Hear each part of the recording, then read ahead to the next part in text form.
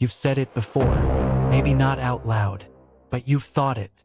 I just don't fit in anywhere.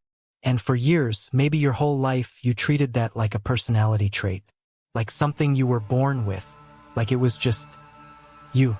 But here's what nobody told you. That feeling, that deep, quiet sense that you exist slightly outside everyone else, it isn't who you are. It's what happened to you. Think about when it started. Not a specific moment, more like a slow realization. You'd be in a room full of people, everyone laughing, everyone comfortable, and you'd be watching it happen. Like you were behind glass.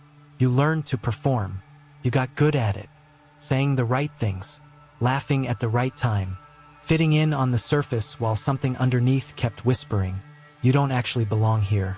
Most people who feel this way spend their entire lives thinking it's a gift. A sign of intelligence, depth, being an old soul. And sometimes it gets romanticized. This idea that certain people are just wired differently. Special, rare. But psychologists have been studying this pattern for decades. And what they keep finding makes that romantic story fall apart completely. Because the data doesn't point to special wiring. Points to something much darker. In 2019, researchers studying attachment patterns found something that should have made headlines everywhere. Adults who consistently describe themselves as different or never fitting in, across every age group, every background, showed one thing in common more than anything else. Not higher IQ, not unusual personality types, early emotional invalidation. Simple translation.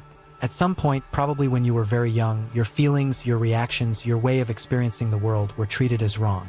Not wrong like a mistake, wrong like a problem. Maybe it was subtle. Parent who didn't know how to handle your emotions. A school environment that punished sensitivity. Being told you were too much, or too sensitive, or too intense. Your brain did what brains always do under threat.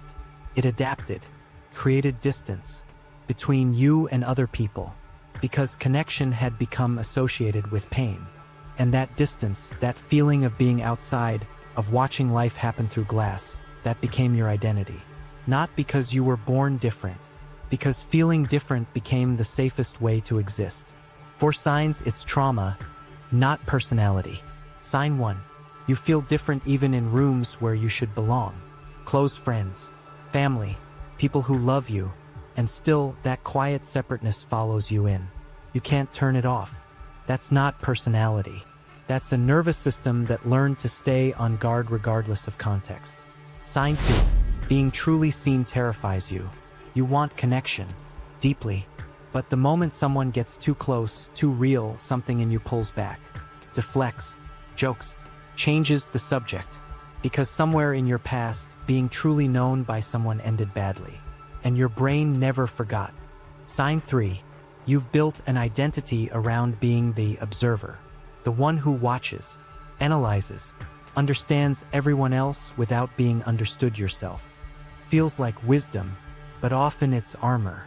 Staying on the outside means you never have to risk what's on the inside. Sign 4, and this one is the hardest. You feel proud of it. The differentness. You've claimed it, made it yours.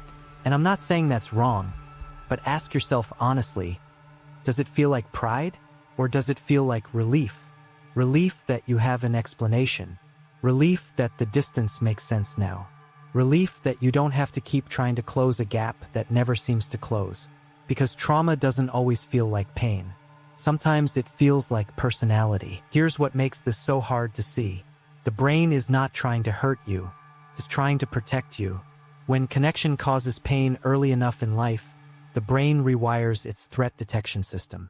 Other people stop registering as safe.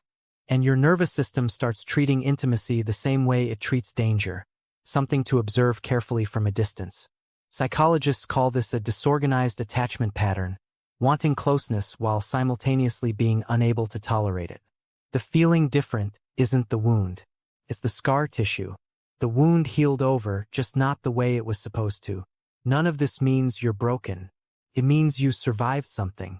And your brain built the best protection it could with what it had at the time. But here's the thing about scar tissue: it can loosen, can change. The first step isn't therapy. It isn't fixing anything. It's just this Next time you feel that familiar separateness settle in a room, in a conversation, in your own head, don't immediately call it personality. Get curious about it instead. Ask, where did this come from? Because the moment you stop treating your trauma response like your identity, something shifts. You stop defending the distance, and you start slowly closing it. If this hit somewhere you didn't expect, there's a video coming next week that goes deeper into why emotionally intelligent people are often the most emotionally unavailable. You won't want to miss it.